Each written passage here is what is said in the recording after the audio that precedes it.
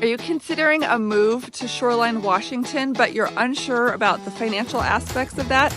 In this video, we're going to dive deep into the cost of living in this vibrant Seattle suburb.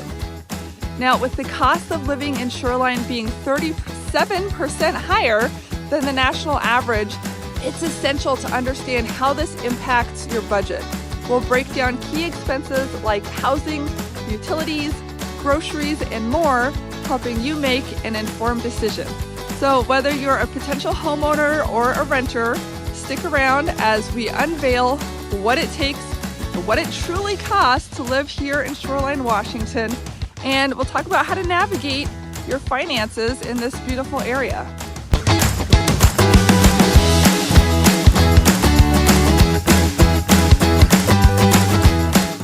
Where is it most affordable to live in the Seattle area, and where is it expensive and hard to get a place, but when you do, you're going to love it and stay forever?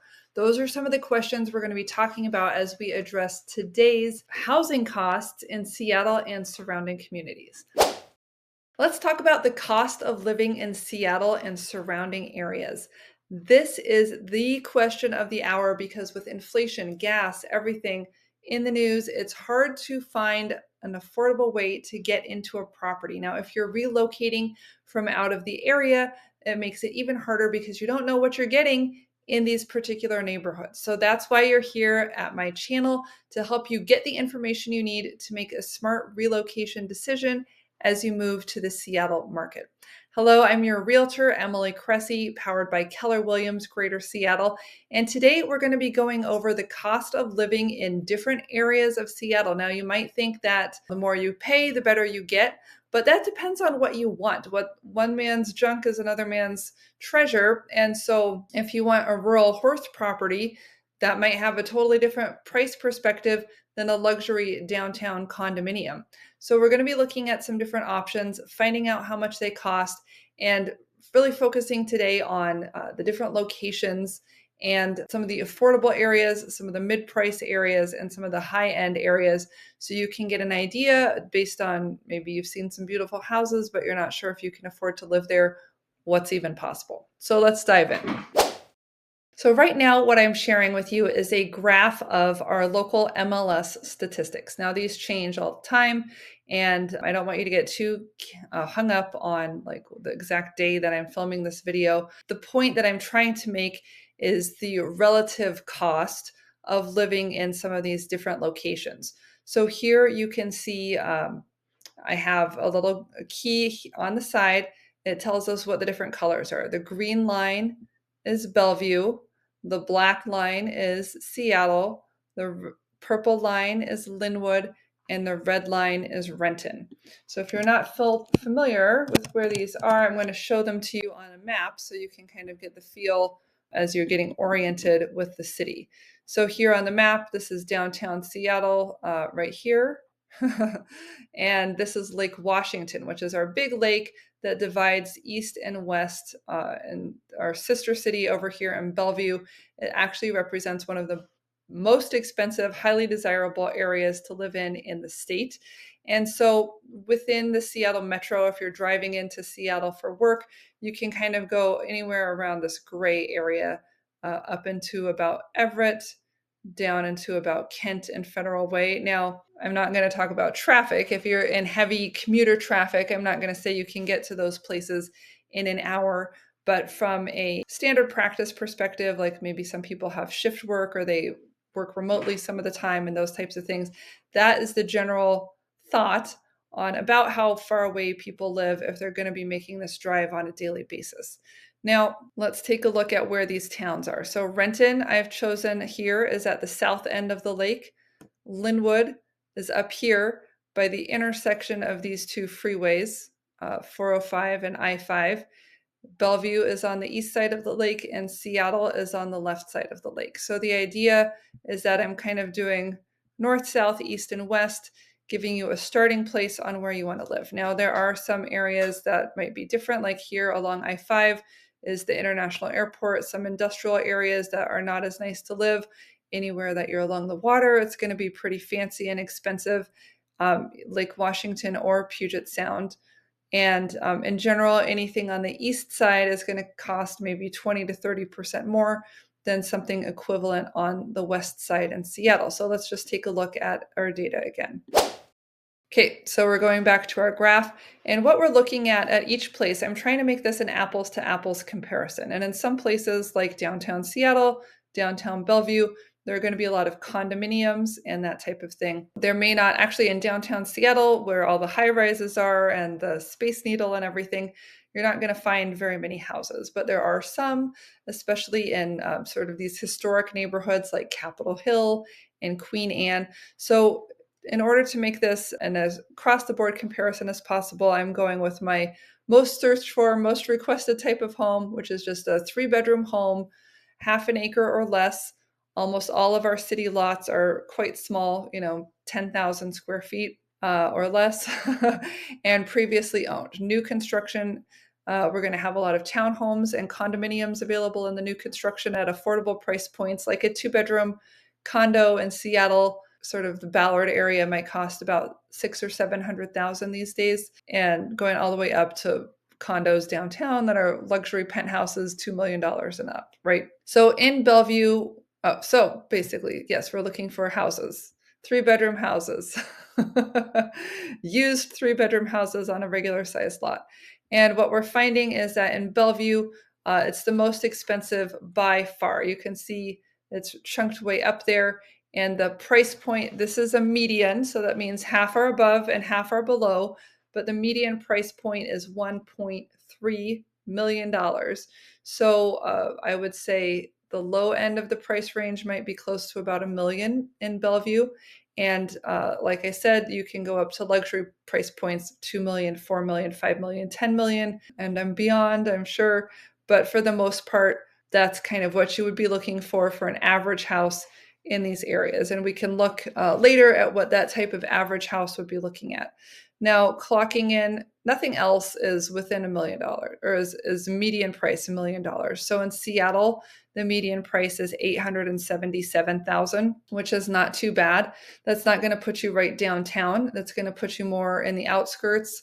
Remember, in South Seattle, there are some less desirable areas around the airport and Boeing and that type of a thing. And then now, if you're planning to move to the Shoreline area, or you're not sure where in Seattle you want to live, I would like to invite you to reach out to me directly. I'm your local Seattle realtor, here to answer any questions you might have about moving to our beautiful different neighborhoods and kind of understanding the character of them.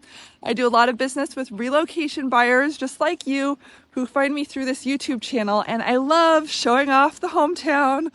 Woo! I'll set you straight on what's hot and what's not, and I can't always say everything on a public video like this, so don't hesitate to connect and we'll talk through your specific situation. So check the show notes for details on how to talk with me, and we'll jump on a Zoom call so I can answer all your questions. You can visit my website, which is HomeProAssociates.com, to schedule a consultation or drop me a message, and I look forward to helping you navigate your journey to finding your perfect home in Seattle. Linwood, 800,000. Which is where the light rail has just come in and opened. It's a great access point for going both east and west, depending, like one spouse goes to Bellevue, one spouse goes to Seattle, third spouse goes to Everett. You have a lot of job opportunities that are easily accessible from that location. I used to live there for 10 years. I really like Linwood a lot. It's not fancy, but very convenient. And then Renton at the bottom of the lake, kind of the same thing, the intersection of 405 and I-5. They're working on getting light rail access there. It's not there yet. Boeing is there, Lake Washington is there. So it does have some things going for it, and it seems to be improving, but it's still one of our more affordable, quote unquote, affordable locations. Now, if that doesn't seem affordable to you, let's switch this over and we're going to look at 2-bedroom condominiums. Okay, now when we switch to condominiums, we see Bellevue comes down quite a bit in price. The downtown Bellevue area is a lot smaller and does not have as many high-rise buildings, so you're not going to find as much of that luxury premium inventory. Seattle also went through a huge building craze right before COVID and put a lot of new buildings out there. So we have a lot of luxury, new construction, downtown Seattle condominiums, as well as smaller studios and one bedrooms and that type of thing. So if you want a condo, downtown Seattle has a lot of deals going on right now. I would definitely take a look at that. But you can see also that the Bellevue market and the Seattle market are both averaging about $600,000 for condominiums, and that is a decrease in price from the Seattle condo market in the past. So a little bit softer condo market in Bellevue, and actually a rising condo market in Seattle right now after being pretty darn hollowed out for 4 years or so here, the last 4 years. In Renton, the condo market is also soft. It's down 22% and averaging 367,000. Linwood is up. Linwood 437. Again, they're seeing a lot of growth near the light rail because now they've opened their light rail stop just in the last month or so here.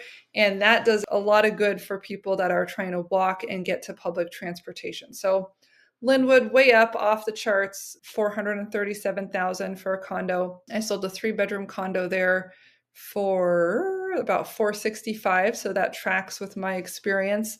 And then Seattle, everything from studios on up. The thing to be aware of in Renton, I'm just thinking I had some folks looking for a condo in Kent, which is near Renton, probably not as nice. And we had a lot of trouble finding something that had a strong HOA. The Homeowners Association is a huge factor in condos. We have a lot of old condominium buildings here that may not have been well maintained on the exterior, or they may not have been financially managed very well because they don't have the cash in the bank to take care of major projects like redoing the roof and the siding and those types of things. So that can get really expensive. And when the folks don't keep their dues high enough, it's a robbing Peter to pay Paul situation, and they end up having to pay much higher dues later on in the form of special assessments to get some of these projects done to protect the building. And if, depending on what's going on with that, they might not even be able to sell their unit during that time. So you as a buyer don't want to walk into that type of situation. You need to be very careful. Essentially in Seattle, if you want to buy a house, it's going to cost more than $500,000. I had a client who was looking for a house who had about $400,000 to spend and ended up going south down to Tacoma in order to find her property. So Tacoma is down here. It's a major metro. It has a huge international port, courthouse, everything. It's a great town, but it is a ways away from Seattle. So if you were working in Seattle, this would probably be over a 1-hour drive most days. There's also an Army Air Force base down here, which when shift change happens can create a lot of traffic as well. But Tacoma is the place to go if you need to find a house that's less than $500,000. In the Seattle area, we can find condos pretty easily for $300,000 and up, but we do need to be cautious about the Homeowners Association. That's the report for today. That's the biggest trends we have going on in cost of living. It's these housing costs. Remember that when you do buy a condo, you will have your Homeowners Association dues, which could be another $500 a month. Some are more, some are less, but you need to factor that in and make sure you tell your mortgage broker if you're thinking about buying a condo, because that will affect the amount that they can underwrite you for, which means how much you can borrow to buy that property. They do it a little differently from condos and houses to make sure that we have the full picture. So thanks so much for watching. I'm going to wrap up this video. I hope you enjoyed it, and I'll look forward to seeing you on the next one. Thanks so much for watching. If you found this video helpful and informative, please give it a thumbs up and hit that subscribe button. That's how it sounds, right? Hit the subscribe button for more content on navigating the Seattle real estate market. I'm here to assist you in every way, along every step, answer any questions, and give you personalized advice. So don't hesitate to connect at HomeProAssociates.com. Your perfect home in Shoreline is just a few conversations away. So I look forward to hearing from you soon.